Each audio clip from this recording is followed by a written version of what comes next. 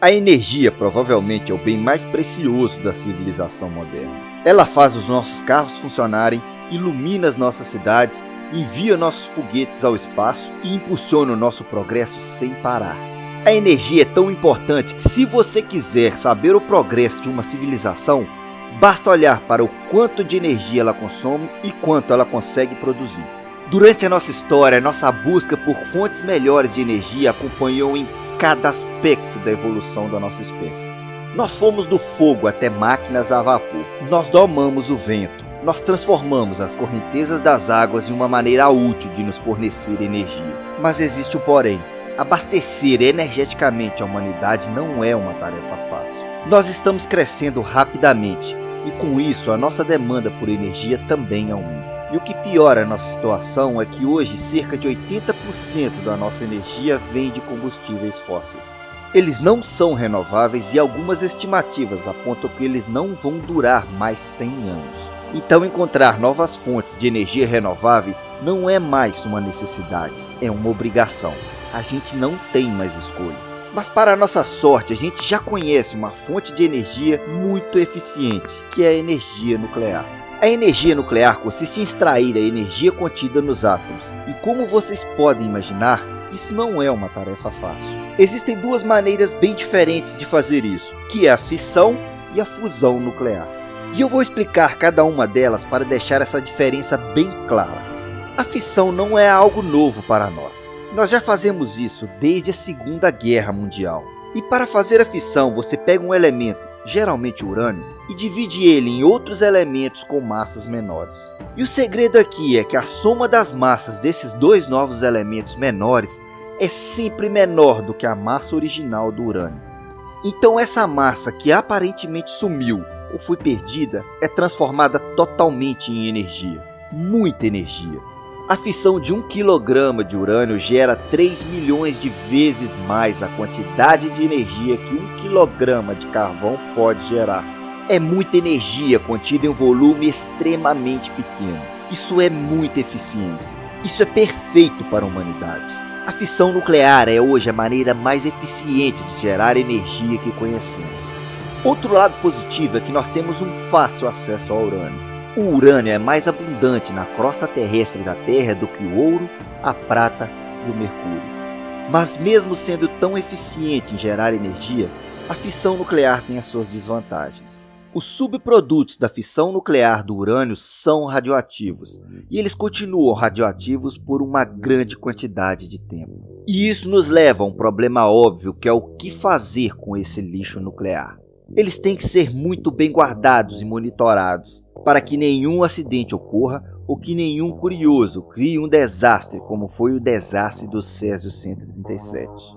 Mas se eu te dissesse que tem um método ainda mais poderoso e eficiente do que a fusão nuclear, e melhor ainda, ela é uma fonte de energia limpa e praticamente inesgotável, porque ela usa o hidrogênio como combustível, e o hidrogênio é o elemento mais abundante do nosso universo.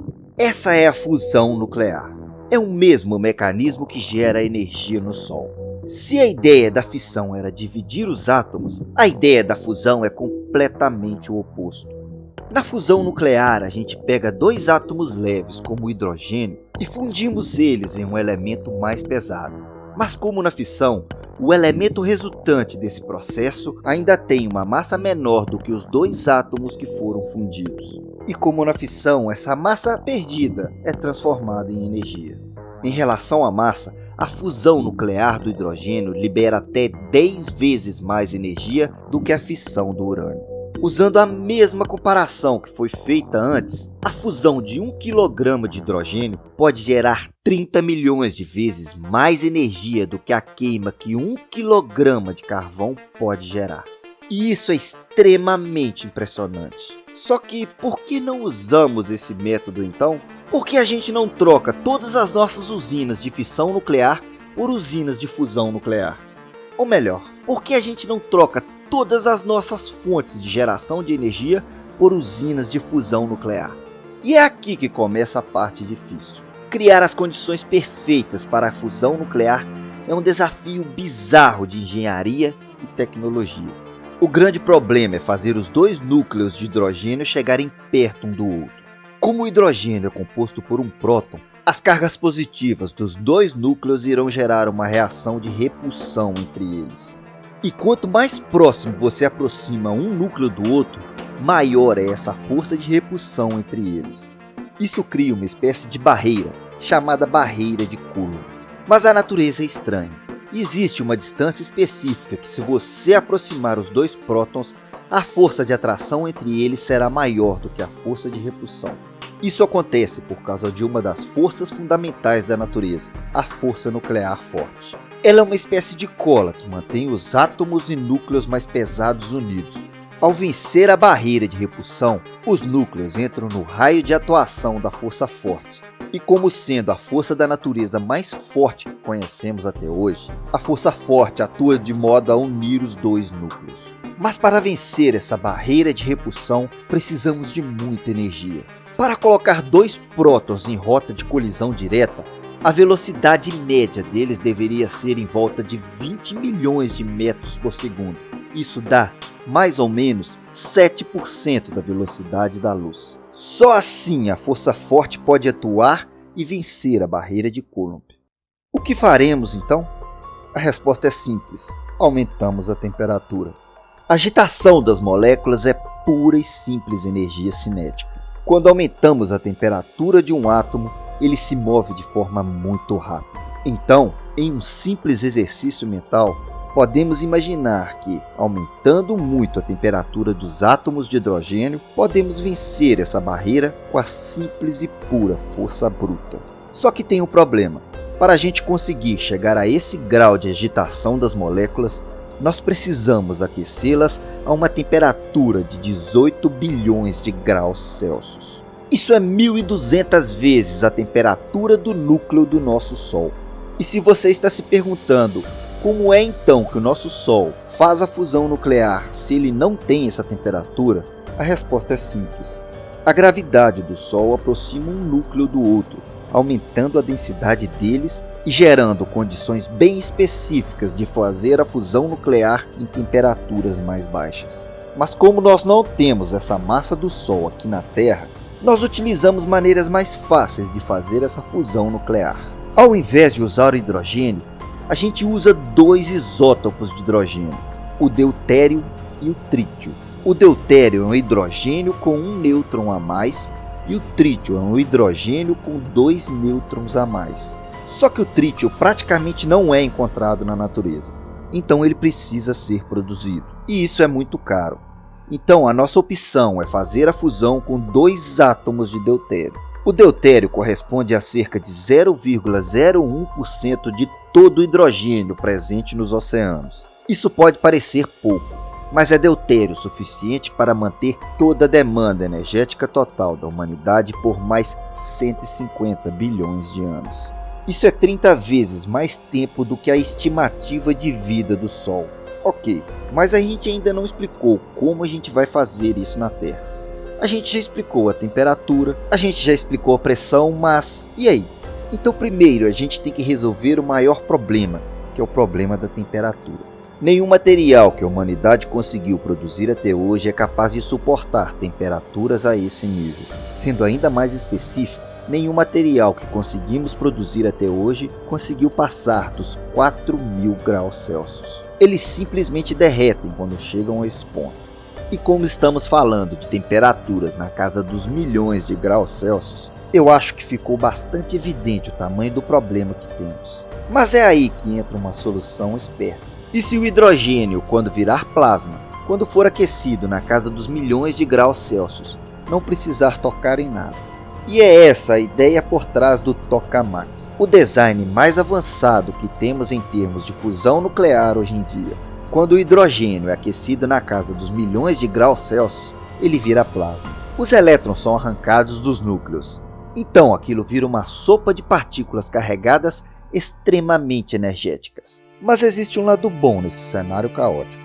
Partículas carregadas podem ser confinadas por campos magnéticos. Nós podemos limitar esses íons e elétrons extremamente energizados e fazer com que eles continuem aquecidos sem destruir nada. É como se criássemos uma espécie de caixa invisível, onde as paredes da caixa são campos magnéticos. E isso resolve o principal problema. Gerar energia através da fusão nuclear é provavelmente o projeto mais ambicioso da história da humanidade. Nós podemos ser capazes de suprir toda a nossa demanda energética por bilhões de anos, porque o nosso principal combustível, o deutério, vai durar praticamente para sempre. Na perspectiva humana, isso é praticamente infinito, porque o nosso deutério vai durar mais do que o nosso próprio sistema solar. E em termos de segurança, a fusão nuclear é muito mais eficiente e segura do que o processo de fissão, porque a fusão utiliza apenas o hidrogênio para sustentar alguns segundos de fusão, diferente da fissão, cujo combustível dura anos e gera muitos subprodutos radioativos que não têm a mesma eficácia do que o urânio, por exemplo.